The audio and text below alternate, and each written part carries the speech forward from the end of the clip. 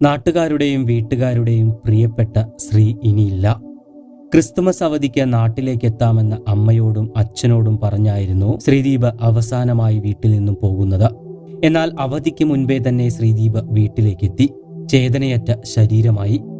മക്കളെ പുറത്തേക്ക് പഠിക്കാനായി പറഞ്ഞയക്കുമ്പോൾ തന്നെ എല്ലാ മാതാപിതാക്കളുടെ മനസ്സിലും എപ്പോഴും ആദിയായിരിക്കും. അവർ നന്നായി പഠിക്കുന്നുണ്ടോ, ഭക്ഷണം കഴിക്കുന്നുണ്ടോ, ഉറങ്ങുന്നുണ്ടോ എന്നൊക്കെയുള്ള ആശങ്കകളും, അതുപോലെ തന്നെ നാട്ടിലേക്ക് വരുമ്പോഴും തിരിച്ചു പോകുമ്പോഴുമെല്ലാം യാത്രക്കിടെ ഒന്നും സംഭവിക്കരുതേ എന്ന പ്രാർത്ഥനകളുമൊക്കെയായിരിക്കും ഓരോ മാതാപിതാക്കളുടെ മനസ്സിലും ഉണ്ടായിരിക്കുക. എന്നാൽ മക്കളുടെ ഭാവിയെക്കുറിച്ച് ഓർത്തുകൊണ്ട് മാത്രമാണ് എല്ലാവരും ഇതിന് തയ്യാറാകുന്നത്.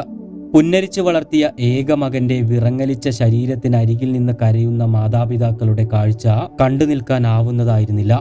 ഇന്നലെ ഉച്ചയ്ക്ക് തന്നെ ശ്രീദീപിനെ അവസാനമായി ഒരു നോക്ക് കാണാനായി ശേഖരിപുരത്തെ വീടിനു മുന്നിൽ ഒരു ജനസാഗരം തന്നെ കാത്തു നിൽക്കുന്നുണ്ടായിരുന്നു.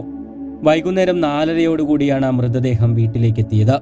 ശ്രീദീപിന്റെ മൃതദേഹം വീട്ടിലേക്കെടുക്കുമ്പോൾ ആ മുറ്റം നിറയെ തളം കെട്ടിയ കണ്ണീർ കാഴ്ചകൾ മാത്രമായിരുന്നു. വീടിന്റെ ഷെൽഫ് നിറയെ ശ്രീദീപ് വാങ്ങിക്കൂട്ടിയ സമ്മാനങ്ങളായിരുന്നു. സംസ്ഥാന കലോത്സവങ്ങളിലും ദേശീയ സംസ്ഥാന സ്കൂൾ ഗെയിംസിലും ഷൂട്ടിംഗ് ചാമ്പ്യൻഷിപ്പിലും പഠന മികവിലുമായി വാരിക്കൂട്ടിയ സമ്മാനങ്ങൾ. +1 +2 മുഴുവൻ A+ നേടിയിരുന്നു. ഡോക്ടറാകണമെന്നായിരുന്നു ചെറുപ്പം മുതലേ ശ്രീദീപിന്റെ ആഗ്രഹം. അങ്ങനെയാണ് +2 ശേഷം എൻട്രൻസ് പരീക്ഷയിൽ മികച്ച വിജയം നേടി ആലപ്പുഴ ഗവൺമെന്റ് മെഡിക്കൽ കോളേജിൽ പ്രവേശനം നേടുന്നത്. കഴിഞ്ഞ ഒക്ടോബറിലായിരുന്നു മെഡിക്കൽ കോളേജിൽ പ്രവേശനം നേടി ശ്രീദീപ് ആലപ്പുഴയിലേക്ക് പോകുന്നത്. യാത്രയപ്പ് സമ്മേളനം നടത്തി അനുമോദിച്ചുകൊണ്ടായിരുന്നു നാട്ടുകാരെല്ലാവരും ചേർന്ന് ശ്രീയെ യാത്രയാക്കിയത്. എന്നാൽ സ്വപ്നങ്ങളും ആഗ്രഹങ്ങളും എല്ലാം പാതി വഴിയിൽ ഉപേക്ഷിച്ചുകൊണ്ടാണ് അപകടത്തിന്റെ രൂപത്തിലെത്തിയ മരണം ഏറ്റുവാങ്ങിക്കൊണ്ട് ശ്രീദീപ് യാത്രയാകുന്നത്. നാടിനെ നടുക്കിയ അപകടമാണ് തിങ്കളാഴ്ച രാത്രി കളർക്കോട് ജംഗ്ഷനിലുണ്ടായത്. സംഭവത്തിൽ കാറിൽ സഞ്ചരിച്ചിരുന്ന ശ്രീദീപ് വത്സൻ, ബി ദേവാനന്ദൻ, ആയുഷ് ഷാജി, മുഹമ്മദ് അബ്ദുൾ ജബ്ബാർ, മുഹമ്മദ് ഇബ്രാഹിം എന്നിവർക്കാണ് ജീവൻ നഷ്ടമായത്.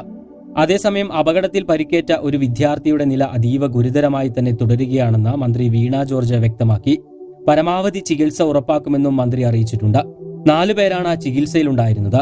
ഇതിൽ 2 പേരുടെ നില ഗുരുതരമായി തുടരുകയാണ്. ഇതിൽ ഒരു വിദ്യാർത്ഥിയുടെ നിലയാണ് അതീവ ഗുരുതരമായിട്ടുള്ളതെന്നും മന്ത്രി പറഞ്ഞു. രാത്രി സിനിമയ്ക്ക് പോകുന്നതിനിടയിലാണ് ഇവർക്ക് അപകടം സംഭവിക്കുന്നത്.